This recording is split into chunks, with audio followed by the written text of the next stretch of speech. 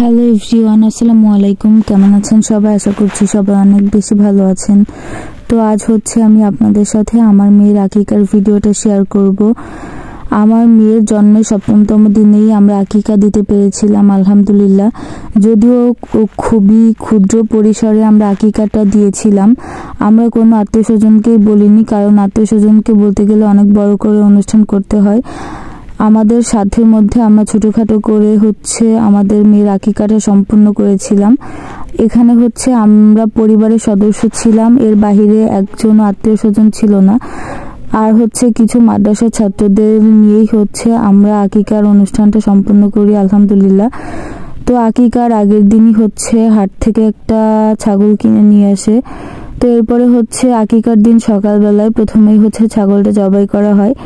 এরপরে এখানে ছাগলের মাংস কাটাকাটির কাজ চলছিল। তো এখানে যে ছেলেটাকে মাংস কাটতে দেখছেন, এই ছেলেটাই মাংস কেটেছিল, এমনকি রান্নাও করেছিল। তো এখানে আমার বাবুকে নিয়ে দাঁড়িয়েছিল, আর এখানে সবাই মাংস কাটাকাটি করছিল। বাসার সবাই মিলেমিশে কাজ করছিল।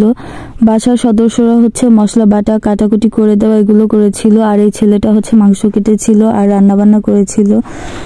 তো এখানে মাংস কাটাকাটি শেষ। এরপরে এখানে বাহিরে চুলায় রান্না করা হবে, মানে ইট দিয়ে এভাবে রান্না করা হয়েছিল। তো সেগুলো প্রস্তুত করা হচ্ছে, আর পাশাপাশি মাংসগুলো অন্যদিকে সবাই ধুয়ে নিচ্ছিল।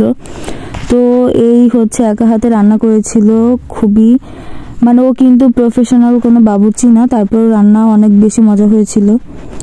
তো এখানে অন্যদিকে বাসার অন্য সদস্যরা মাংস কাটা শেষ, সেগুলো পরিষ্কার করে ধুয়ে নিচ্ছিল।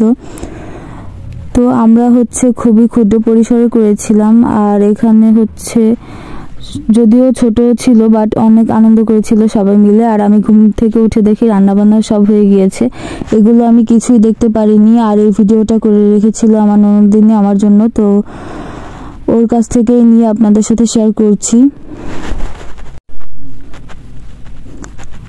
আমার মেয়ের জন্ম হয়েছিল 22 ডিসেম্বর, রোজ রবিবার, আর এটা তার পরের সপ্তাহে শনিবারে আমরা আকিকার অনুষ্ঠানটা সম্পন্ন করেছিলাম। তো এখানে বাসার সদস্যরা বাসার ডাইনিং টেবিল, সোফা এগুলো বাইরে বের করে পরিষ্কার করছিল।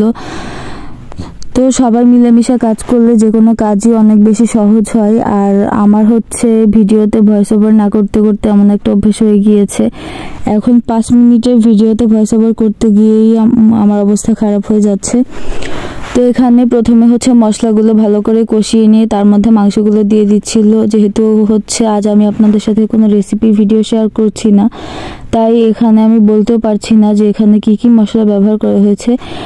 নর্মালি বিরিয়ানি রান্না করার সময় যে মশলাগুলো ব্যবহার করা হয় এখানেও সেগুলো ব্যবহার করা হয়েছে। আর দেখতেই পাচ্ছেন সবাই মিলেমিশে কত আনন্দের সাথে কাজ করছে। তো সবাই আমার মেয়ের জন্য দোয়া করবেন। আলহামদুলিল্লাহ, আমার মেয়ের ৭ম দিনে আকিকা সম্পন্ন করা হয়, আর সেই সাথে তার নামও রাখা হয়েছিল। ইতোমধ্যে আপনারা সবাই জেনে গিয়েছেন আমার মেয়ের নাম কি। তবুও যারা আমার এই ভিডিওটি আজ প্রথম দেখছেন তাদের জন্য আবারও বলছি, আমার মেয়ের পুরা নাম আনাবিয়া ইসলাম ফাতিহা। আনাবিয়া রেখেছে ওর বাবা, আর ফাতিহা রেখেছে ওর দাদু আর ফুপি। তো নামটা আপনাদের কাছে কেমন লেগেছে অবশ্যই কমেন্ট করে জানাবেন। আর এখানে আমার মেয়েকে বাহিরে আনা হয়েছে, আর কিছুক্ষণ পরেই আমার মেয়ের এই সুন্দর চুলগুলি কেটে ফেলা হবে। যদিও কিছুদিন পরেই আবার নতুন করে চুল হবে, তারপরে অনেক বেশি খারাপ লাগছিল। আর এই চুলগুলো কাটাও কিন্তু নিয়ম, যার জন্যই কেটেছিলাম, না হলে তো ছোট বাচ্চা চুল কাটতাম না।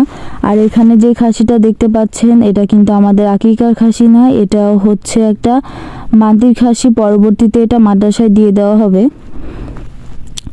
তো এই খাসিটা পোষা হয় আমাদের বাসায়। তো মাশাআল্লাহ খুব সুন্দর করে শশা খোসা খাচ্ছিল।